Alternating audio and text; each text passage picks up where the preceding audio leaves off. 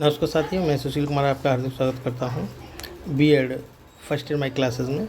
चलिए आइए शुरू करते हैं बीडी 103 का यूनिट नंबर 4। चलिए आइए शुरू करते हैं। पहला क्वेश्चन है, शिक्षण अधिगम को उत्प्रेरित करने वाली एक पद्धति है, यह कथन किसका है? तो ये कथन है बीओ स्मिथ का।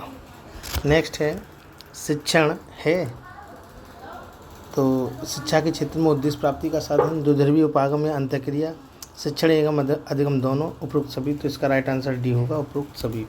नेक्स्ट है, दूसरों को सीखने के लिए दिशा निर्देश देने तथा अन्य प्रकार से उन्हें निर्देशित करने की प्रक्रिया को शिक्षण कहा जाता है, यह कथन है? तो यह कथन जो है रॉयंस का है। नेक्स्ट है, शिक्षण पुनर्वलन की आकस्मिकता का क्रम है, यह कथन है? तो ये है स्किनर का। नेक्स्ट है, शिक्षण की विशेषता है वांछनीय सूचना देना, चुने हुए तथ्यों का ज्ञान, शिक्षण सिखाना, ये सभी। तो इसका राइट आंसर है डी, ये सभी। नेक्स्ट है, शिक्षण की विशेषता है सहयोग पर आधारित, प्रजातंत्रीय, प्रगतिशील, ये सभी। तो इसका राइट आंसर डी है। नेक्स्ट है, शिक्षण होना चाहिए गुणवत्तापूर्ण, निदानात्मक एवं उपचारात्मक, निर्देशात्मक, ये सभी। तो इसका राइट आंसर डी होगा, ये सभी होता है।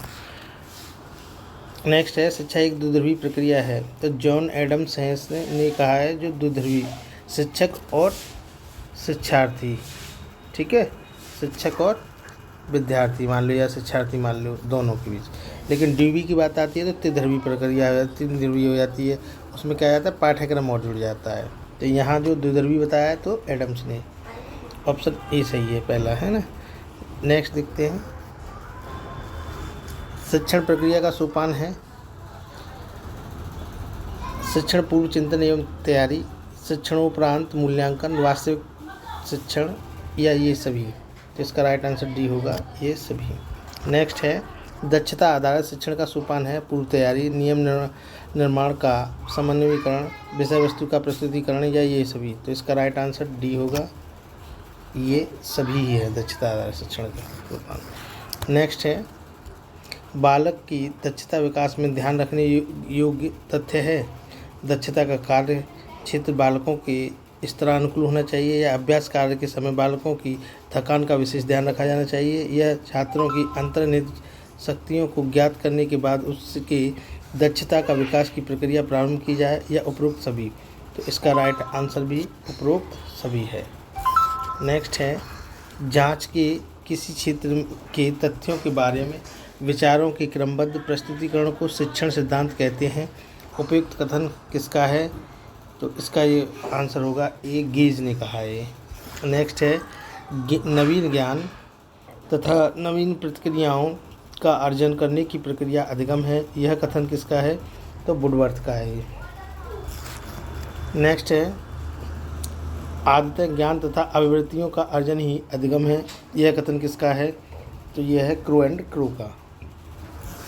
क्रो एंड क्रो की जितनी भी डेफिनेशन है या परिभाषाएँ हैं वो ज़रूर याद करके जाएं, ठीक है ना। तो नेक्स्ट है, अधिगम की अभिव्यक्ति अनुभव के परिणाम स्वरूप व्यवहार में परिवर्तन के रूप में होती है, यह कथन किसका है? तो यह कथन केन ब्रेकन का है, ठीक है ना। नेक्स्ट है,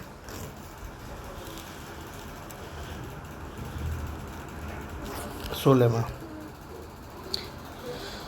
व्यवहार के कारण व्यवहार में आया कोई भी परिवर्तन अधिगम है, यह कथन किसका है? यह कथन है गिलफोर्ड का। व्यवहार के कारण व्यवहार में आया कोई भी परिवर्तन अधिगम है, ठीक है ना। नेक्स्ट है, अधिगम व्यवहार में उत्तरोत्तर अनुकूलन की एक प्रक्रिया है, यह कथन है, यह स्किनर का है। नेक्स्ट है, शिक्षण पूर्व चिंतन एवं तैयारी में पद सम्मिलित हैं, तो इसमें जो है उद्देश्य निर्धारण, विषय वस्तु का चयन, शिक्षण विधियाँ, युक्तियाँ तथा तकनीकों का निश्चय, उपरोक्त सभी। तो ये डी ऑप्शन इसका राइट आंसर सभी है। नेक्स्ट है, वास्तविक शिक्षण के अंतर्गत सम्मिलित क्रियाएं हैं कक्षा व्यवस्था, पढ़ाने के साथ साथ कक्षा प्रक्षेपण, उपयुक्त युक्तियों तथा तकनीकों का प्रयोग, उपरोक्त सभी। तो इसका राइट आंसर है उपरोक्त सभी। नेक्स्ट है शिक्षणोपरांत मूल्यांकन में सम्मिलित पद हैं। उद्देश्य आधारित मूल्यांकन, विषय वस्तु आधारित अवबोध का मूल्यांकन, व्यवहारगत परिवर्तन का परीक्षण, उपरोक्त सभी। तो इसका राइट आंसर डी होगा, उपरोक्त सभी। नेक्स्ट है शिक्षण का सर्वाधिक महत्वपूर्ण उद्देश्य है। तो शिक्षण का जो सर्वाधिक महत्वपूर्ण उद्देश्य जो है वो है उपयोगी ज्ञान प्रदान कर सर्वांगीण विकास करना। ठीक है ना, बी ऑप्शन इसका राइट आंसर है।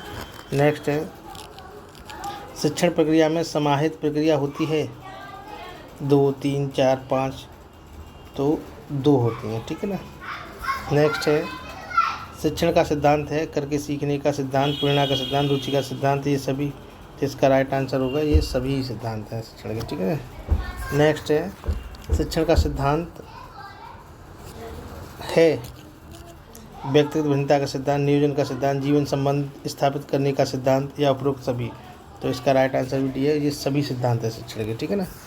नेक्स्ट है पूर्ण से अंश की ओर शिक्षण सूत्र आधारित है शिक्षा शास्त्र पर, गेस्टाल्ट मनोविज्ञान पर, या प्राण विज्ञान पर, जीव विज्ञान पर। तो इसका राइट आंसर बी होगा, गेस्टाल्टवादियों पर। ठीक है ना। नेक्स्ट है बाल केंद्रित शिक्षा में शिक्षा का केंद्र होता है। इसका राइट आंसर ए होगा, बालक। नेक्स्ट है बाल केंद्रित शिक्षण का उद्देश्य है। तो इसका राइट आंसर है डी, ये सभी हैं। यानी बालक का चहुमुखी विकास, बालक का शारीरिक विकास, बालक का मानसिक विकास, ये सभी हैं। नेक्स्ट है किंडरगार्टन शिक्षण पद्धति के जन्मदाता हैं मॉन्टेसरी, हेलेनबर्ग, हार्वर्ड या फ्रोवेल। तो इसका राइट आंसर है डी, फ्रोवेल है। नेक्स्ट है बचाव निदान का उच्चतम स्तर है। ठीक है, यह कथन किसका है? तो यह कथन जो है रॉस का है। नेक्स्ट है बाल केंद्रित शिक्षा का उद्देश्य है। तो बालकों के नामांकन में वृद्धि, बालकों का शारीरिक विकास, बालकों का सर्वांगीण विकास, या बालकों को खेलने का विकास सिखाना। तो इसका राइट आंसर जो है उसी है बालकों का सर्वांगीण विकास। ठीक है ना, बाल केंद्रित शिक्षा का। नेक्स्ट है क्रियात्मक शिक्षण विधि का अर्थ है।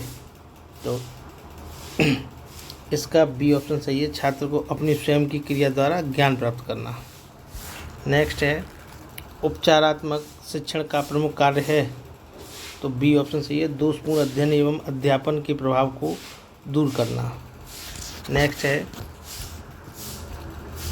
बच्चों से कदम ताल कराना, हाथ ऊपर नीचे कराना तथा दाएं बाएं के लिए कहना, ये गतिविधियां हैं शारीरिक गतिविधियां। मानसिक गतिविधियां शारीरिक एवं मानसिक दोनों गतिविधियां, न तो शारीरिक और न ही मानसिक गतिविधियां। तो इसका राइट आंसर है शारीरिक गतिविधियां। इसके साथ वीडियो समाप्त होता है। नेक्स्ट यूनिट में फिर मिलते हैं।